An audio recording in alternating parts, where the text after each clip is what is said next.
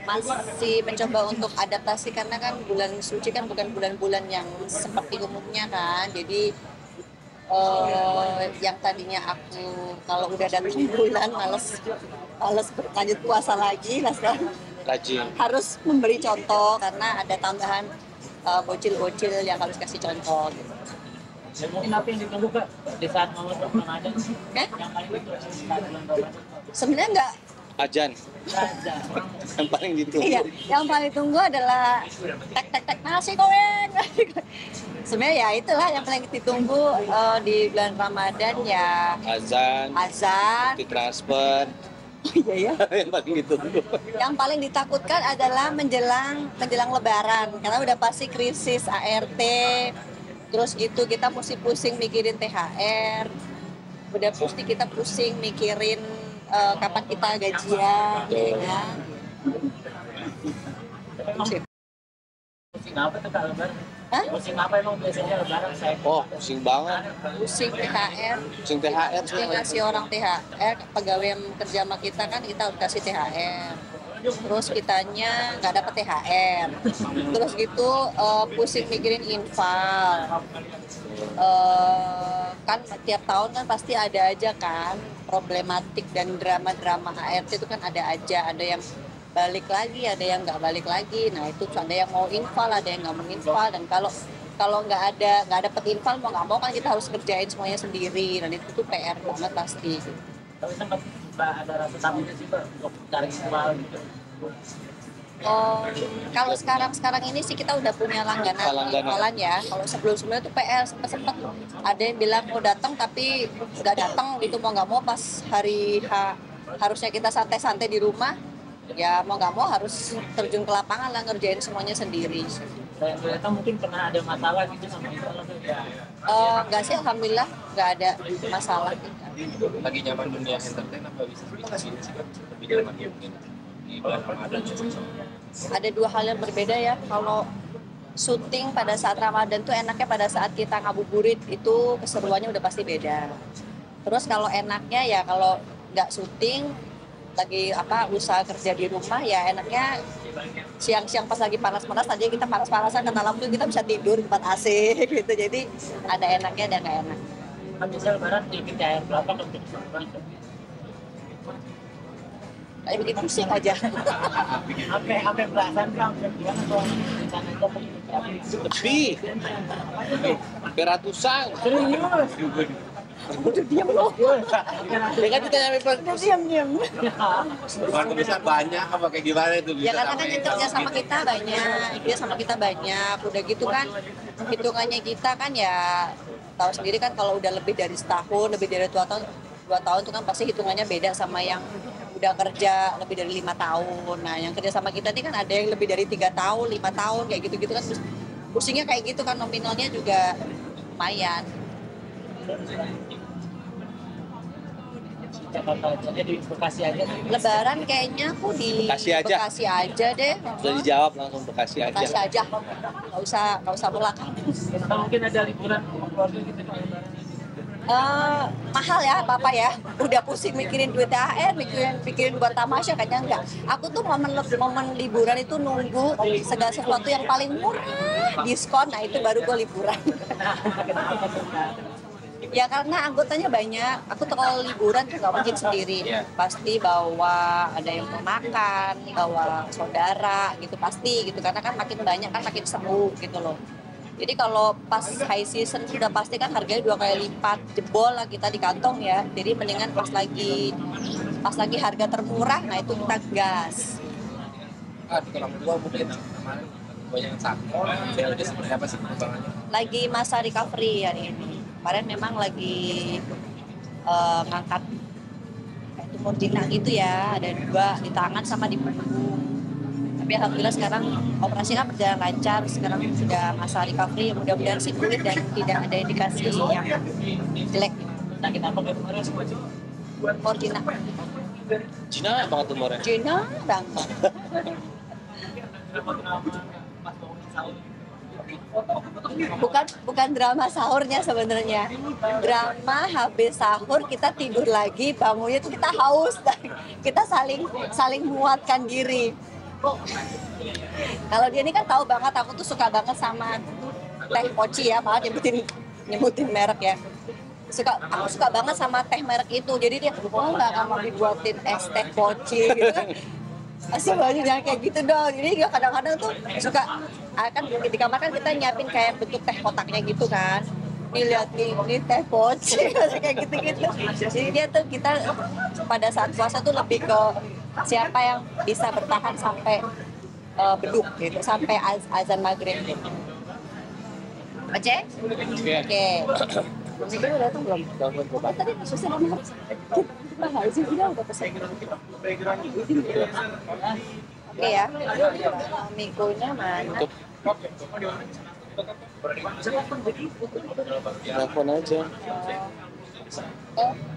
Untuk konfirmasi perihal laporan aku yang tanggal 20 itu, dan insya Allah dalam waktu dekat pihak-pihak yang terkait juga akan dipanggil juga.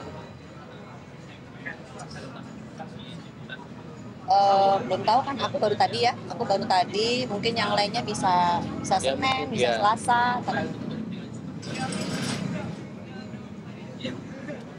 25 pertanyaan sih, saya ingat itu. 25 pertanyaan. Begitulah, menceritakan kembali aja. Jadi apa yang aku alamin selama ini perihal tentang dugaan penipuan travel umroh kan.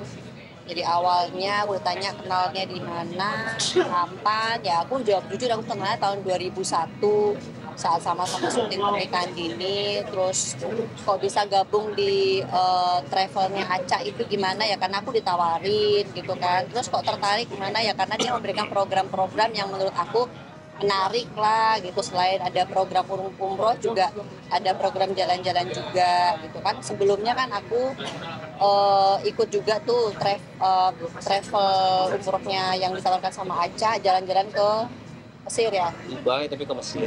Harusnya ke Dubai, tiba-tiba diganti ke Mesir. Nah sekarang katanya memang tetap akan ada perjalanan dan Dubai nggak akan berubah, makanya aku mau gitu. Makanya dilaporkan ke polisi juga. Aku. Kalau aku boleh ngomong, Kemil, lu kurang ajar sama gua ya. Kemil, lu kurang ajar sama gua.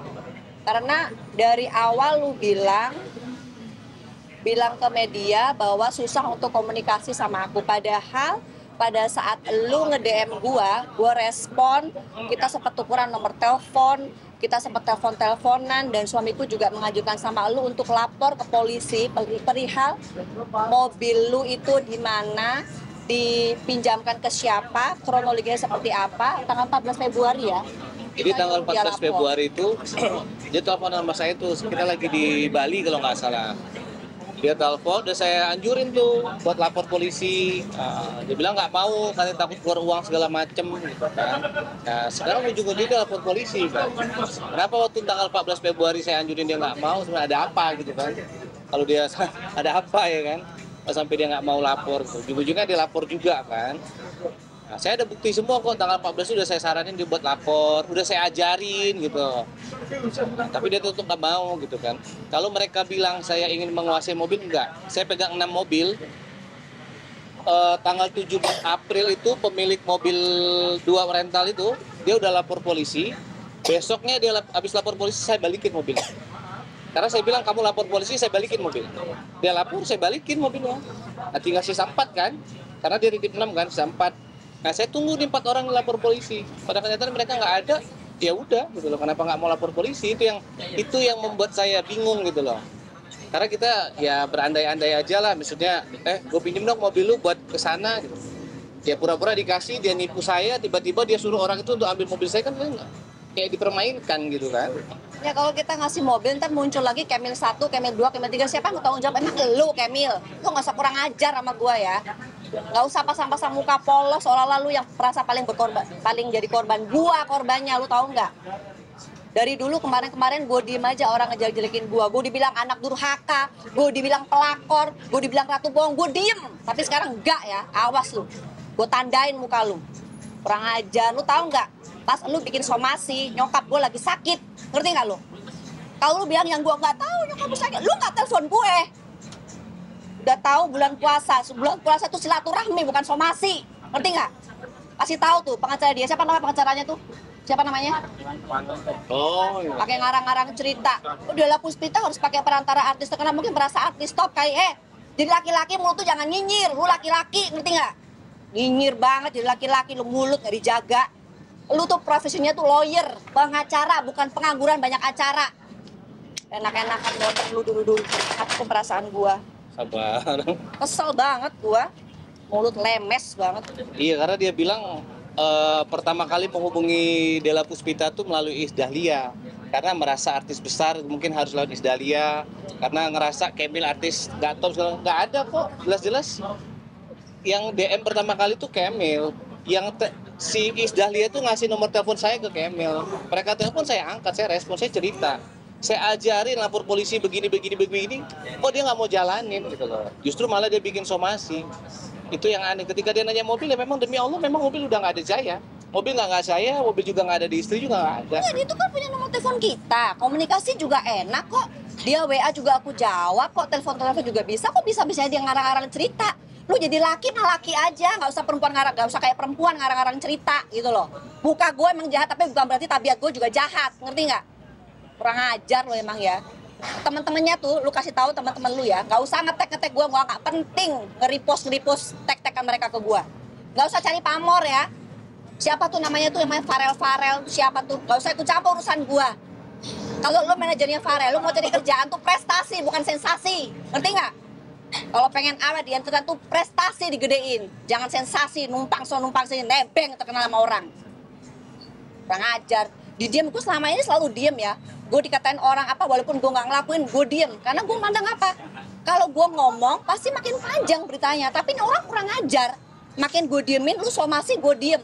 Harusnya lu tahu diri lu butuh, lu cari gue, bukan gue yang nyari lu. Enak aja lu tahu gue korban kok lu jadiin gue tersangka, enak aja lu ngelaporin gue. Pakai ini bro, ini ngerti nggak? Kemarin gue diem aja, sekarang sorry ya. Dela yang sekarang bukan Dela yang dulu. Kalau dulu anakku masih kecil gue jaga biar dia nggak jadi bahan gosip sama anak. Sekarang anak gue udah gede, siapa yang mau ngelamar gue samperin sini. Kalian bertiga laki-laki semua, gue nggak takut sama kalian. Siapa kalian? Gue nggak makan minta sama kalian kok, enak aja. Jadi lucu, maksudnya gini apa? Ya saya ribut sama dia korban, saya korban. Nah pelakunya sambil makan ciki tuh ketawa-ketawa. Korbannya gue adu gitu. Kelakuan lu tuh bikin korban-korban lain tuh jadi jiper, merasa bawah. Gue minta tolong sama Dela, nggak tahu Dela begitu juga. Efeknya ke orang banyak, lu jangan mikirin diri lu sendiri. Lu cuman mobil, mereka tuh miliaran, ngerti nggak? Gue tuh sempet ngomong sama Mbak Numpik, kalau misalnya seandainya duit gue balik, gue tetap akan berjuang buat korban-korban yang lain ya. Gue akan maju di garis depan. Dia cuman gara-gara mobil ada, gue gak sentuh mobilmu sekalipun ya. Coba cek, ada gak sidik jari gue di situ? Jangankan gue nyentuh, nyolek aja gue nggak kemilikan gue mobil lu. Gila lu ya. Kurang ajar. Lu nginjek kepala gue, lu sudah menorehkan jejak digital yang buruk tentang gue.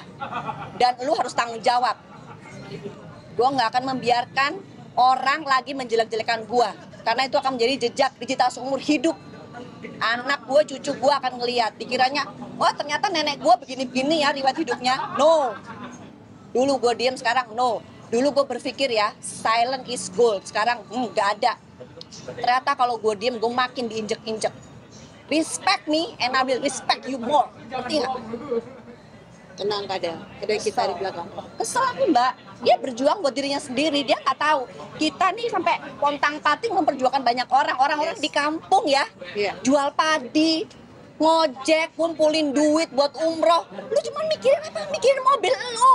Harta satu-satunya, harta kesayangan. Sampai ada ibu-ibu yang stroke nggak bisa umroh, gara-gara perlakuan Aca. Sekarang lu bikin kita cekcok di media segala macam. Gue dituduh orang, gue nipu, menadah.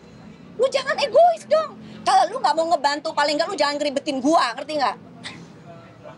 Aneh aja disuruh lapor polisi nggak mau. Alasannya repot lah lapor polisi duit gitu. Berarti kan secara tidak langsung dia menghina institusi Polri kalau lapor tuh duit gitu. Pada kenyataannya kami lapor polisi ngelaporin aja nggak keluar duit sama sekali. Nah, kalau misalkan memang dia bilang lapor polisi duit, nah ini ujung-ujungnya dia lapor polisi juga malah pakai pengacara. Nah saya nggak tahu ya, maksudnya dia pakai pengacara itu apakah gratis ataukah bayar kan saya nggak tahu. Namanya jasa pengacara kan pasti ada upah lah, nggak mungkin gratis. Kalau gratis banyak loh kasus-kasus orang yang butuh. Tolong Ya. sarjana hukum manfaatkan dong dengan hal kebaikan dong. Jangan nyari kasus yang viral aja lu mau tanganin gratis. Yang nggak gratis tuh, yang gratis tuh banyak yang butuh bantuan SH. Tolong. Udah tahu kan kronologisnya, gue ini nggak mungkin loh menggelapkan mobilnya orang. Sorry ya, maaf bukan sombong, mobil gue banyak coy. Sorry. Tapi bukan itu yang gue pikirin. Kan gue bilang, lu lapor. Begitu lapor, kalau memang terbukti itu mobil lu, gue balikin. Udah terbukti kok. Mobil yang lain gue balikin. Gue nih pontang-panting, kita nih pontang-panting semua loh. Bukan memperjuangkan diri kita sendiri, enggak. Memperjuangkan banyak orang. Banyak orang yang nggak mampu minder untuk memperjuangkan haknya, hanya pengen umroh ditipu tapi mereka nggak berani muncul karena takut pasti kalah segala macam. Nah kita masa diem aja sih, kita dikasih sama Allah kelebihan, dikasih kelebihan kalau kita ngomong ya insya Allah ada viral jadi atensi ya dong. Kok kalian nggak ikut ngebantu? Kalau nggak mau ngebantu ya nggak apa-apa tapi jangan ngeribetin dong. Jangan, banyak loh orang-orang yang butuh bantuannya kita.